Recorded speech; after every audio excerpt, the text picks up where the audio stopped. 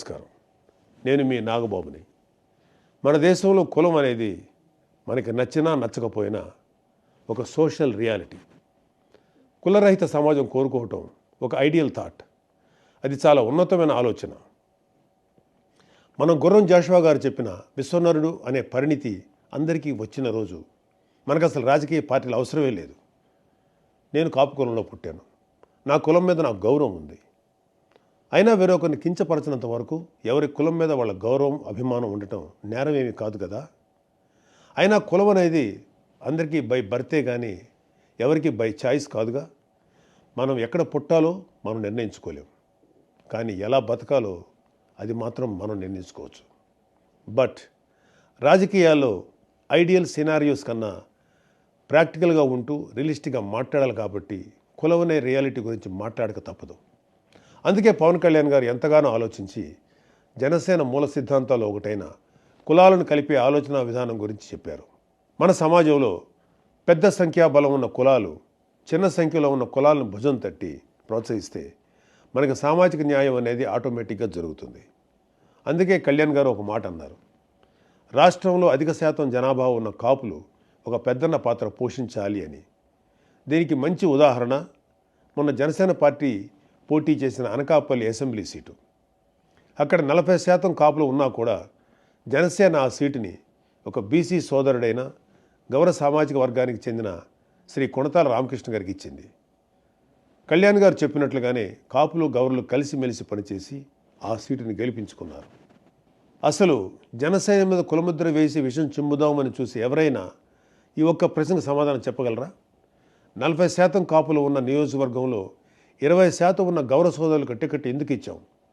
అలాగే విశాఖపట్నం సౌత్లో కూడా కుల సమీకరణాలు పక్కన పెట్టి బీసీ యాదవ సోదరుడికి సీట్ ఎందుకు ఇచ్చాం? ఎందుకంటే మేము కులాలను కలుపుతూ ముందుకు వెళ్ళాలి అని మనసా వాచా కర్మణ నమ్మేవాళ్ళం కాబట్టి. కళ్యాణ్ గారి సిద్ధాంతాలను జనం కూడా నమ్మారు కాబట్టి వైజాగ్ సౌత్లో జనసేన అభ్యర్థి వంశీకృష్ణ యాదవ్ గారికి రాష్ట్రంలోనే అత్యధిక శాతం ఓట్లు వచ్చాయి. ఎందుకంటే ప్రూఫ్ ఇంకేం అవసరం లేదు. అయినా వైసీపీలోని నాయకులకి ఒక మునిశాపం ఉంది. వాళ్ళు నిజం మాట్లాడితే తల 1000 ముక్కలై చస్తారు. నోరు ఇప్పితే చాలు అబద్ధాలు, లేదంటే బూతులు. ఈ రెండు తప్ప ఏమీ రావు వాళ్ళకి. చిన్న అవకాశం దొరికినా ఏవో మాయమాటలు చెప్పి కులాల్ని రెచ్చగొట్టి కుల రాజకీయం చేయటం వీళ్ళకి వెన్నతో పెట్టిన విద్య. అయినా ముఖ్యమంత్రిని బూతులు తిడితే జైల్లో పెట్టక ముద్దెట్టుకుంటారా? ఎలాంటి వాడికి కులాన్ని ఆపాదించి కులచిచ్చులు పెడదామనుకునే మిమ్మల్ని కూడా అరెస్ట్ చేస్తే దరిద్రం వదిలిపోద్ది. అయినా కాపు కులాన్ని పట్టుకొని తాగుబోతులు తిరుగుబోతులు అంటూ పిచ్చి పిచ్చిగా మాట్లాడే అంబటి రాంబాబు లాంటి వాడిని కాపు కులానికి ఒక ఐకాన్గా రంగాగారి బొమ్మ పక్కన రాంబాబు బొమ్మ పెట్టి రుద్దే మీ వైసీపీ బ్యాచ్ని నేను కొన్ని ప్రశ్నలు అడుగుతాను. వీలైతే సమాధానం చెప్పండి. 1. 2024 ఎలక్షన్లో గ్రేటర్ రాయలసీమలో అంటే పాత ప్రకాశం, నెల్లూరు, చిత్తూరు, కడప, కర్నూలు, అనంతపూర్ ఈ 6 జిల్లాల్లో దాదాపుగా 15-20% బలిజ కాపు ఉన్నా కూడా ఒక్క ఎంపీ సీటు కూడా ఇవ్వలేదు. 74 అసెంబ్లీ సీట్లలో ఒక్క పరుచూరు తప్ప ఇంకా ఏ సీటు కాపులకు ఇవ్వలేదు వైసీపీ. ఈ వైసీపీ కాపు నాయకులు ఒక్కరైనా అంటే అంబటి కానీ పేర్ని నాని కానీ జగన్ని ప్రశ్నించారా? 2. రాజంపేట ఎంపీ సీటు ఎప్పటి నుంచో బలిజలు ప్రాతినిధ్యం వహిస్తున్న సీటు.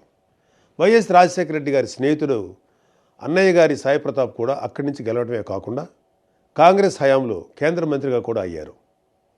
అలాంటి సీట్ని జగన్ మిథున్ రెడ్డికి 2014లో కట్టబెడుతుంటే మన టైగర్ అంబటి, లయన్ పేర్ని లాంటి వాళ్ళు ఎక్కడ నిద్రపోయారు? 3.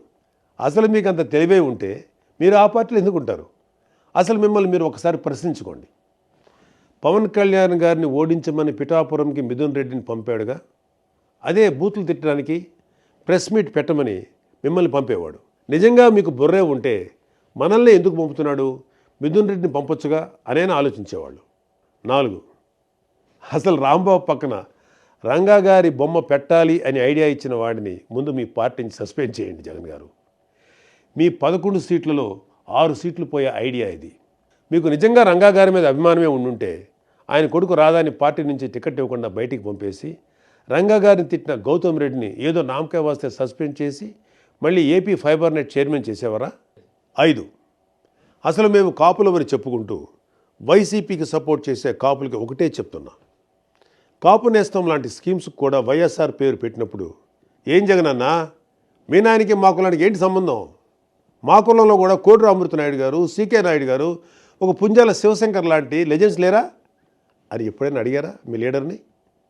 ముందు ఆయన్ని అడిగి అప్పుడు పవన్ కళ్యాణ్ని ప్రశ్నించండి. ఫైనల్గా ఒకటే చెప్తున్నా, ఇది జెన్జీ జనరేషన్. కుర్రోళ్ళు అంటూ యమా స్పీడ్గా ఉన్నారు. మీరు ఇంకా రాంబాబు అంటూ రాజనాల కాలం నాటి రాజకీయం చేస్తామంటే మీకు నెక్స్ట్ టైం ఈ 11 కూడా రావు. ఆలోచించుకోండి. జై హింద్. హిట్ టీవీ యాప్, ఇందులో short news, live news, entertainment shows, movies, digital magazines తో పాటు మీ జిల్లా వార్తలను కూడా ఫ్రీగా చూడొచ్చు. ఇంకెందుకు ఆలస్యం, వెంటనే హిట్ టీవీ యాప్ ని డౌన్లోడ్ చేసుకుని ఫ్రీగా ఎంటర్టైన్మెంట్ పొందండి. Hit TV app. Hit TV app. Please download hit TV app. Hit TV app ని ఫ్రీగా డౌన్లోడ్ చేసుకుని ఎంజాయ్ చేయండి. మీకు నచ్చిన ఎంటర్టైన్మెంట్ కోసం హిట్ టీవీ యాప్ ని ఫ్రీగా డౌన్లోడ్ చేసుకుని ఎంజాయ్ చేయండి. హిట్ టీవీ యాప్ ని డౌన్లోడ్ చేసుకుని ఆస్వాదించండి, ఆశీర్వదించండి. ఇంతమంది సెలబ్రిటీలు హిట్ టీవీ యాప్ ని డౌన్లోడ్ చేసుకోండి అని చెప్తున్నారంటే ఎంత మంచి యాప్ ఆలోచించండి. అమెరికాలో చదవాలనుకునే వాళ్ళకి విశ్వసనీయమైన పేరు మన శౌర్య కన్సల్టెన్సీ. UK లో 1 year masters. UK లో 1 year masters. 2 years work permit up to 5 years visa. Contact Saurya Consultancy. Contact 89851 89851.